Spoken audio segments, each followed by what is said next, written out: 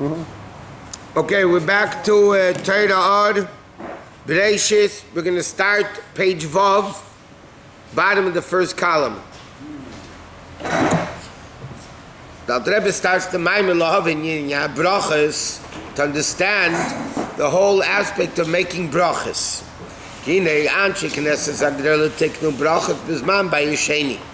All the brachos we have today, which are rabbinic brachos, are all from the Anshe Knesset Hagdolah, who lived at the beginning of the second Beis Hamikdash.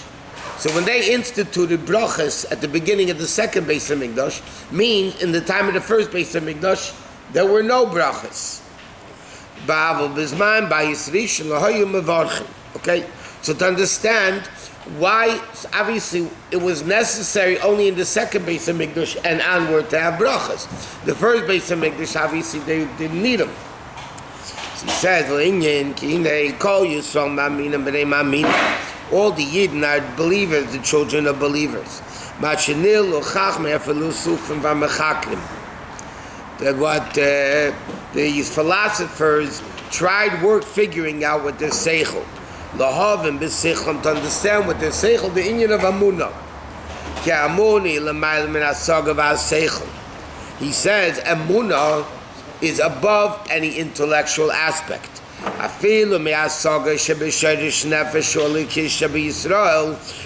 higher than seichel of the nefesh olekis. We're talking about Amunah in Hashem. So you're not talking about the Amunah of the nefesh habam, is the animal soul. You're talking about the nefesh olekis. And that means Amunah, like the expression of Chassidus, Amunah begins where seichel ends. Something you understand, you don't need to believe. What is believing when you don't understand it? So you're talking even understanding Chochmah of the Nefesh Olekis. But if somebody has a higher level of seichel, so his Amunah starts in a higher level. his Amunah is higher? It starts in a higher level. But there are people who don't even know 2 words of Hebrew, but they have high level of Amunah. But they are two different realms. They are not really complete. There's Amunah lower than Seichel, and there's Amunah higher than Seichel. But they are in 2 different domains. I mean, they cannot. Something I understand, I don't need to believe. I understand it. Yeah. But there's a level, there's 2 levels, like everything else. There's a level of Amunah that little kids have. Okay, little kids believe. You tell them a story of Chumash, they believe it. They don't question. That's why many educators at one time were preaching. I'm talking about in the Jewish realm. They were preaching you shouldn't teach the kids the miracles of Torah because it doesn't make sense. The sea split and the Jews walk by and all of a sudden the sea went back. They said the kids are not going to believe it. The Rebbe was screaming, Adrabah, the children believe it really. Because they're Amunah, because they're lacking Seichel, so their Amunah is much stronger. Seichel gets in the way of Amunah. If understanding something gets in the way. That's why the ultimate simple is the mayim and the mizbeach, not the wine on the mizbeach, the water. Why? Because that represents tasteless, plain Amunah. Okay? So there is a level of Amunah below Seichel. But when we learned already another Maamarim, when the Shlomo Melech says in Pasuk, Pesi Yamin l'chol davar, a fool believes everything. Okay, that he uses it as in English. The Medrash says that refers to Moshe Rabbeinu. Pesi Yamin l'chol davar refers to Moshe Rabbeinu. Moshe Rabbeinu is Chochmah v'Atzilus. Avram, Yitzchok, and Yaakov were Chesed, were Tiferet. Moshe Rabbeinu was even greater, Chochmah v'Atzilus. And yet we say, Pesi Yamin, he's the fool that believes everything. Because nevertheless, even though he had the highest level of Seichel, the Amunah started there to a much higher level. Okay, so he says, Sharei les machshava tfisa, because no mind can possibly grasp Hashem anyway. V'unam v'nisa l'mayel mezreu, so he says like this. Why didn't they need brachos in the first Beis Hamikdash? Bisman by Yisrisha in the Neshamas Yisrael b'mayla yoyna. The Parshat had lofty neshamas in the time of the first Beis Hamikdash. Therefore, we learned, and I think Rabbi is going to say it later also, that in the first Beis Hamikdash, they didn't say Baruch Shem Kvei Malchus Leil Voed. They went straight from Shema Yisrael Hashem Elokeinu Hashem Echad to V'Yohavtas Hashem Elokecha. They didn't need the intermediary of Baruch Shem to bring down the Hashem Echad into V'Yohavta. They were able to do it straight. V'Yoyin Sof Sheidom is Gala B'Nafshem Lies Etzlam Gili Amunah Zu Kilureya. So that level, the Yidden in the first Beis Hamikdash had such a strong level of Amunah. It's like they saw Elokus. Ach Bizman Bayisheni Tama Bayisheni Lo Hayu Neshamis B'Mailel Yeina Kol Kach. The Neshamis weren't on such a great level, so therefore, Tiknu Anshe Knesset Sagdela Brachos. Therefore, in other words, there's a rule in Torah. It's a general rule that we need to know. The Rebbe mentioned this many times. Aspects in Torah that were revealed, when they were revealed, this is all planned from Hashem. Everything was given on Har Sinai, right? Certain, like Chassidus, was revealed later. Why? Because it wasn't needed earlier. Every aspect of Torah, when like a Talmud Vosik, a proper student comes up with a brainstorm in Torah, the Gemara says was already given to Moshe Rabbeinu Har Sinai. So why was it revealed 1,000 years after Matan Torah, 2,000 years after Matan Torah? Because the world didn't need it before, and now the world needs it. New customs that come up, is because the earlier generations didn't need it, didn't need to do it. Now they need to do it. It's like the Samach Tzedek explains why we find Minat Torah many things were permissible. Rabbinically, you're not allowed to do it, right? Okay, that means in the earlier times, people were able to eat chicken and milk because they'll need a kid in his mother's milk. The chicken doesn't have milk, right? So, yet later on, the Chum said, no, you're not allowed to eat chicken and milk. Why? Because in the earlier generation, because they were greater, they were able to elevate chicken and milk together. So therefore it was allowed.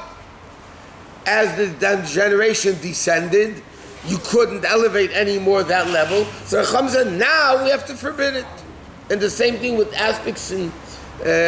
The Rebbe explained why was Sichon yesterday. The Rebbe explains why was Chassidus revealed when it was. So the Rebbe said like their new illness like cancer.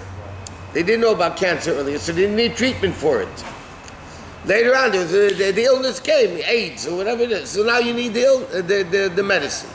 Therefore, we can conclude there are Torah laws that we don't know yet, and Mashiach is going to bring them. Oh yeah, that's for sure. Torah Chadash and Mashiach is going to teach new aspects of Torah. Will some of those rabbinic laws go back? I don't know. Well, a lot of the biblical laws, like Chazer, is going to become kosher. Because then, when evil is removed from the world, so then there won't be a problem eating Chazer. Okay, so he says, but down in the second column, to reveal this level of Amunah within the Jew, to reveal the level of Elokus down here. They say that and the origin, and this, remember we learned 1,000,000 times, the definition of a Brachot. To bring down the level of Ata, then to Havaya, then to Elokeinu, then to Melech HaOlam. This is the chain of revelations. They say that first it should be the level of Havaya Elokeinu, which is Gili earns Baruch Hu b'Neshamas Yisrael. That Baruch Ata Havaya, then Elokeinu, it comes into us, and then Melech HaOlam, then the world is affected by it. Yes, Mamish P'chinas Bittul, because they're the P'nimis Ha'olamis. Mashenkin HaMalachim, which are Chitzenius Ha'olamis, the external level of the world. See, there's no... Jews say Elokeinu.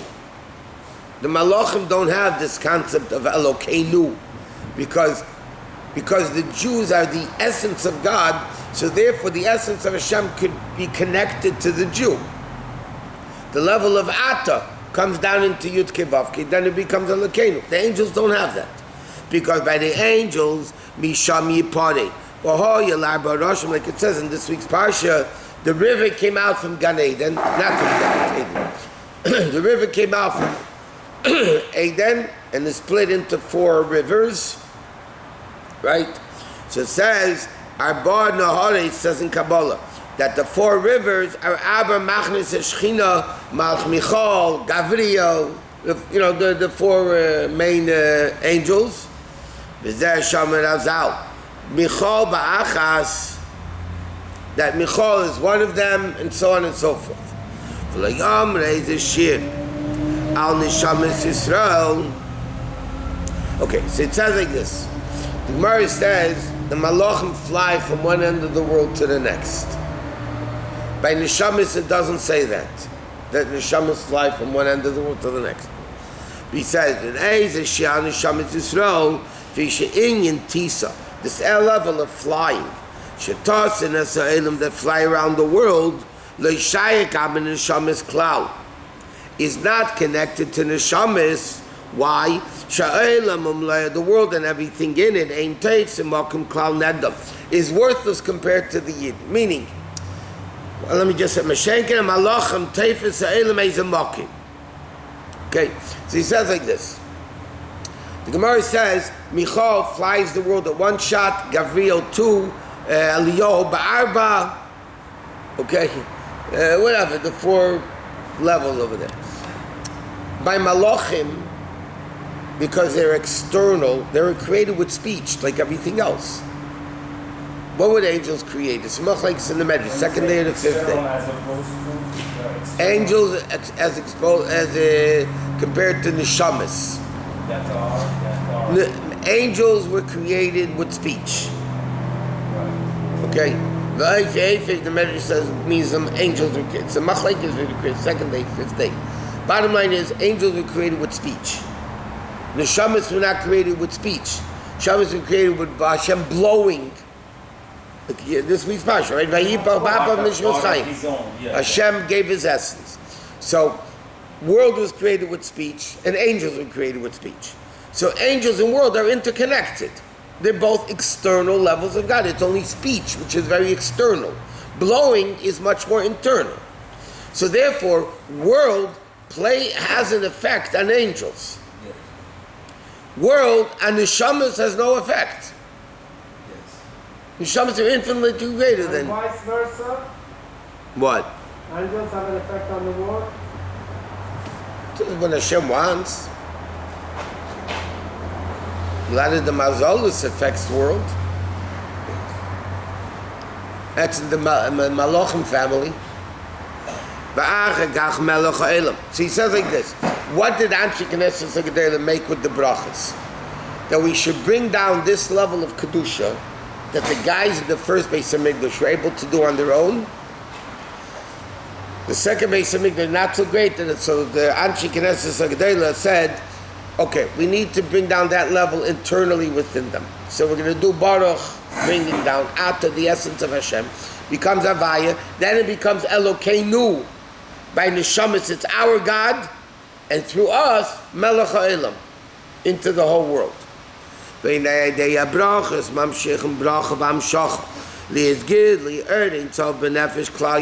it should be within the Neshamas. It should strengthen the amun of Hashem in their heart, in a revealed way, as if they saw it. So the Alter Rebbe asked the question, why were there no brachas in the time of the first Beis HaMikdash? The answer is they didn't need it. They saw godliness, they felt godliness, they had it. Second Beis HaMikdash is much more remote from godliness, so therefore they need to bring it down into this level, Elokeinu, and then Melech HaElam, HaMachmuktem bebracha, V'amshach Gishraz Gili Zeh, Hu HaMevarich. But now, who makes the bracha? We're talking about brachas and mitzvahs. The bracha of doing a mitzvah. Sho'eis ha-mitzvah. Lefi shem-mitzvah, same kelim nashor sorints of mamash. The Alter Rebbe is saying now like this. We're talking not pleasure, I know you say for pleasure. Okay, that's more thanking God for what He gives us. Yeah, there's in brachas, they're all rabbinic, but there's brachas for enjoying life, for the tongue and the pastrami and the truckloads of food. 2 trucks, yeah, of food. It's cold. A Jew is supposed to be warm. A Malik is cold. A Jew is warm. Chassidus is the fire that doesn't destroy, it warms. Anyway, before we're rudely interrupted. Okay, so there's brachas you say of thanking Hashem before you eat, after you eat. You say thank you. That's one concept of a bracha. They also instituted that. But here the Alter Rebbe is emphasizing more the concept of making a bracha before you do a mitzvah. I put on tefillin, I need to make a bracha. I bench lulav and esrog, I need to make a bracha. Why do I need to make a bracha? In the first Beis Hamikdash, they put on tefillin without a bracha. They put on tzitzis without a bracha. Lulav. There were no brachot? No. What did they do? They didn't say anything? They just did it? No, they just put on tefillin. They didn't say it. That's what he's saying. In the first Beis Hamikdash, they didn't make brachas. No, they didn't. They didn't need to because they realized this is coming from God. We need to wake up and say, hey, by the way, this 2 truckloads of tongue is not coming from, it's coming from Hashem. Remind us. What?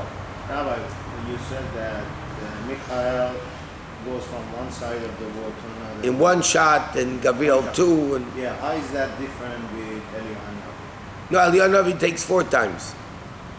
How is that different with the Rebbe? With what? With the Rebbe. I don't know what the Rebbe does. The Rebbe is greater than Eliyahu. What? Okay, so how does that work compare with the neshama? Is because is the essence of Hakadosh Baruch Hu, they don't travel, they actually see everything. I don't know. Traveling means they're connected to it. Right. That's it. Mind. I don't know. But simply what it means, the fact that the malachim fly the world, then it means they're connected to the world. If they're not connected to the world, you can't fly the world. Right? Okay. Neshamas don't fly because neshamas, they're elokus. They're higher than world. They're much higher world. World has no impact on the neshama. World itself, by definition, is a concealment, concealment, does really not affect neshama. We allow it when the neshama is in the body and we give in to the body, so then we allow the body to conceal the neshama. So he says, so he says, the guy that's doing the mitzvah is the one that makes the bracha. If you're putting on tefillin, I can't make the bracha for you. You have to make the bracha, right? Because you're the one. So the mitzvah is the vessel of godliness. The bracha helps that godliness come down into the vessel of the tefillin. So even though if you don't make a bracha, you still do the mitzvah, but you're lacking in the revelation of the spirituality of godliness into the vessel of tefillin. You are lacking, though. Same kelim not short turns of mamish, because mitzvahs are the vessels for elokus. And that's the way you bring down the essence of Hashem down here. And that's what we say, Asher Kitshanu b'mitzvaysav. The bracha begins, after Baruch Hashem. Asher Kitshanu b'mitzvaysav. What does that mean? Asher Kitshanu Hashem miloshin daha. Because, in other words, the word Asher has many meanings. Asher also means because. In other words, when a person says, Baruch Atah Hashem Elokeinu melech haolam, we're bringing down godliness into the world, and then the bracha says, you know why? Asher. You know why? You know why we bring down that level of elokus in the world? Because kitshanu b'mitzvaysav. Meaning, du shenisinas tam l'davar. Kleimar, lefi shekitshanu b'mitzvaysav. Because Hashem sanctified us with His mitzvahs. And mitzvah means safsa v'chiva, binding and connection. So because Hashem connects us to Him by doing a mitzvah, that's why why are we able to bring down Ata Hashem Elokeinu into world? Because Hashem, not that He sanctified us. It's much deeper. Because He sanctified us, then that's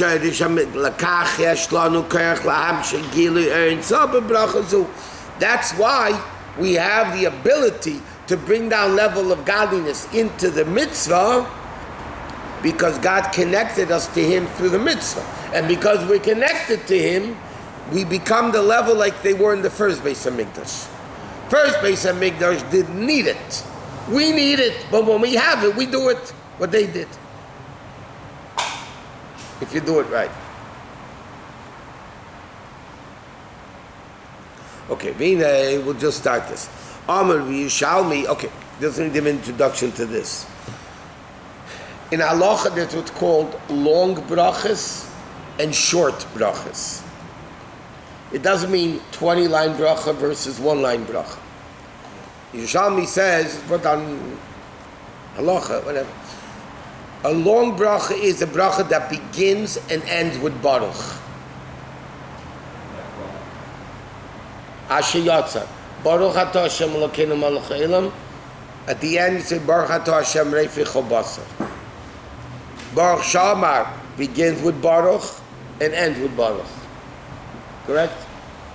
Not quite. It's not the last word. Not Baruch atah Hashem melech molo batishbachis. It begins with bracha and ends with baruch. Right? Now, halachically, a short bracha is one that doesn't begin or end with baruch. If it only has one of the two, it either begins with baruch or ends with baruch. That's called a short bracha. Long bracha is a bracha that begins and ends with it. Okay, to be continued in the Mitzvah.